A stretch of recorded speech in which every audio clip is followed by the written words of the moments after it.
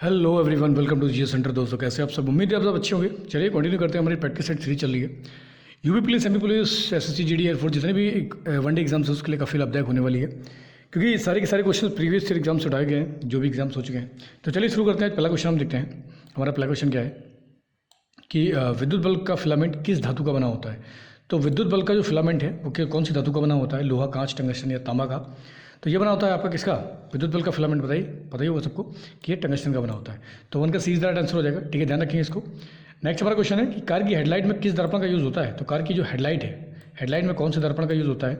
ये होता है आपका परवलयाकार का। कौन सा? परवलयाकार का जो दर्पण होता है उसका उपयोग होता है। ध्यान रखेंगे। 2 का सी इज द राइट आंसर हो जाएगा कार की हेडलाइट में। ठीक।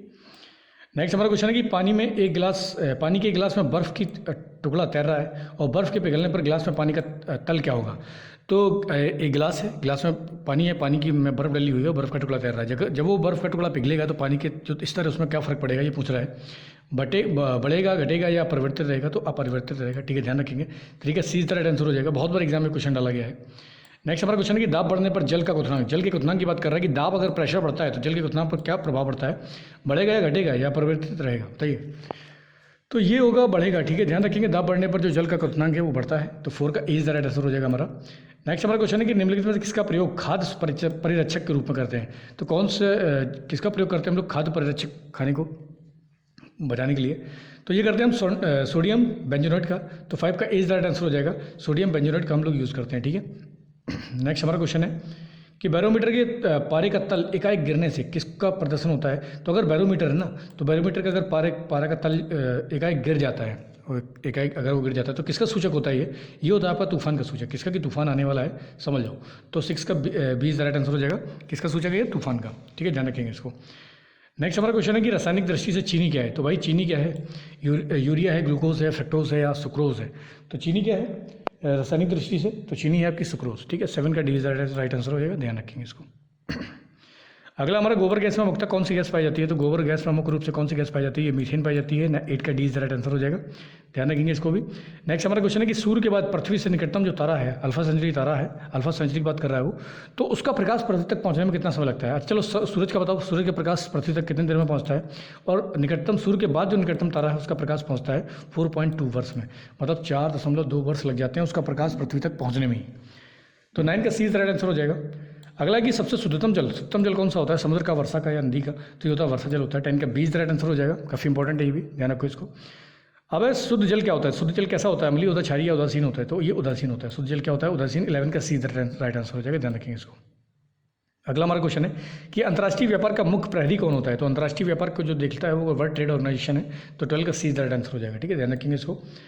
नेक्स्ट हमारा क्वेश्चन है कार्बन C14 से किसकी आयु का पता चलता है? भवन की, जीवाश्म, चट्टान या पर्वत? तो जीवाश्मों की जो आयु है उसका पता चलता है कार्बन 14 से। तो 13 का 20 राइट आंसर हो जाएगा। ध्यान रखेंगे इसको। नेक्स्ट हमारा क्वेश्चन है कि भारत का पहला वैज्ञानिक उपग्रह जो परिक्रमा पर गया तो कौन सा था? ये था हमारा आर्यभट्ट। तो आर्यभट्ट पहले भारत का पहला उपग्रह था। ठीक है, 14 का ए राइट आंसर हो जाएगा। ठीक है, ध्यान रखेंगे इसको। नेक्स्ट हमारा क्वेश्चन है कि विज्ञान दिवस कब मनाया जाता है। तो भाई विज्ञान दिवस कब मनाया जाता है? तो ये मनाया जाता है आपका 24 फरवरी को। 24 फरवरी को मनाया जाता है। 15 का सी राइट आंसर हो जाएगा। ध्यान रखेंगे। ठीक है। अच्छा, 14 सितंबर को कौन सा दिन मनाया जाता है? जल्दी इसका नोट करके बताऊँ। आगे हमारा ब्राकाइटिस। तो ब्राकाइटिस जो रोग है ये किसका है? यकृत का है, आंत का है, फेफड़ा का है? तो ब्राकाइटिस जो रोग होता है ना फेफड़े का है। तो 16 का डी राइट आंसर हो जाएगा। तो ब्राकाइटिस रोग किसका है? ये फेफड़े का है। ठीक है, 16 का डी राइट आंसर। अगला हमारा BCG का टीका। तो BCG का टीका किसके बचाव के लिए किया जाता है? कैंसर, दमा, क्षय या पोलियो? तो क्षय के लिए किया जाता है, TB के लिए BCG का। ठीक है, ध्यान रखेंगे। BCG का टीका काफ़ी इंपॉर्टेंट है, बहुत बार एग्जाम में इसको पूछा जाता है। नेक्स्ट हमारा क्वेश्चन है कि मनुष्य के रुधिर का जो pH मान है वो कितना है? वो आपका कितना है? 7.4 है। ध्यान रखेंगे। 18 का ए इज राइट आंसर हो जाएगा कि मनुष्य के रुधिर का जो pH वैल्यू है वो 7.4 है। नेक्स्ट हमारा क्वेश्चन है कि बाबर का मकबरा कहाँ है भाई? बाबर का मकबरा कहाँ है? ये है आपका काबुल में। ध्यान रखेंगे। 19 का 20 राइट आंसर हो जाएगा कि बाबर का मकबरा कहाँ है? बाबर का मकबरा काबुल में है। नेक्स्ट हमारा क्वेश्चन आ जाता है 20 कि सोल्डर तार किस पदार्थ से बने होते हैं। तो सोल्डर जो तार होते हैं वो किस पदार्थ से बने होते हैं? ये होते हैं सीसा और टिन धातु के। बहुत इंपॉर्टेंट क्वेश्चन है, इसको ध्यान रखना है कि सोल्डर तार किससे बने होते हैं? ये बने होते हैं टिन और सीसा धातु से। नेक्स्ट हमारा क्वेश्चन है कि पेट्रोकेमिकल का स्रोत क्या है? तो पेट्रोकेमिकल का स्रोत क्या है भाई? उससे क्या मिलता है पेट्रोकेमिकल से? प्राकृतिक गैस। तो 21 का सी राइट आंसर हो जाएगा। ध्यान रखेंगे। पेट्रोकेमिकल के जो प्रमुख स्रोत है वो प्राकृतिक गैस है। नेक्स्ट हमारा क्वेश्चन है कि मदर टेरेसा द्वारा स्थापित संस्था क्या थी। तो मदर टेरेसा ने जो संस्था स्थापित की थी उसका नाम क्या था, तो उसका नाम था आपका मिशनरीज ऑफ चैरिटी। क्या नाम था, मिशनरीज ऑफ चैरिटी। 22 का इज द राइट आंसर हो जाएगा, ध्यान रखेंगे इसको, मिशनरीज ऑफ चैरिटी। नेक्स्ट हमारा क्वेश्चन है कि भारत ने पोखरण में पहला परमाणु परीक्षण कब किया था। तो ये क्या था आपका 1974 में किया था। 23 का 20 राइट आंसर हो जाएगा कि भारत ने पोखरण में पहला परमाणु परीक्षण किया था 1974 में।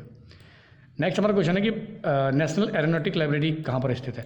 तो नेशनल एरोनॉटिक लाइब्रेरी कहाँ पर है, ये साउथ में ही है। कहाँ पर, कर्नाटका में। ठीक है, ध्यान रखेंगे 24 का इज द राइट आंसर हो जाएगा। इंपॉर्टेंट क्वेश्चन है, ध्यान रखो, ऐसे क्वेश्चन बहुत बार एग्जाम में डालते हैं। और लास्ट हमारा क्वेश्चन है कि निर्मल हृदय किससे संबंधित है। निर्मल हृदय किसे कहा जाता था भाई, ये महात्मा गांधी, इंदिरा गांधी, आनंदमयी या मदर टेरेसा। तो मदर टेरेसा कहा जाता था। तो 25 पर D is the right answer हो जाएगा। बहुत महत्वपूर्ण क्वेश्चन है, बहुत बार बार एग्जाम में रिपीट किए गए क्वेश्चन है और सारे के सारे क्वेश्चन प्रीवियस ईयर क्वेश्चन है। तो इसलिए इनको देख लो, लगातार देखते रहो और कंटिन्यू करो इस सीरीज़ को, क्योंकि बहुत ज़्यादा इंपॉर्टेंट है। यहाँ से एग्जाम में बहुत सारे क्वेश्चन आपको मिलने वाले हैं। तो इसी तरीके से लगातार पढ़ाई करते रहें, लगातार मेहनत करते रहें। आज के लिए इतने बहुत है। जय हिंद।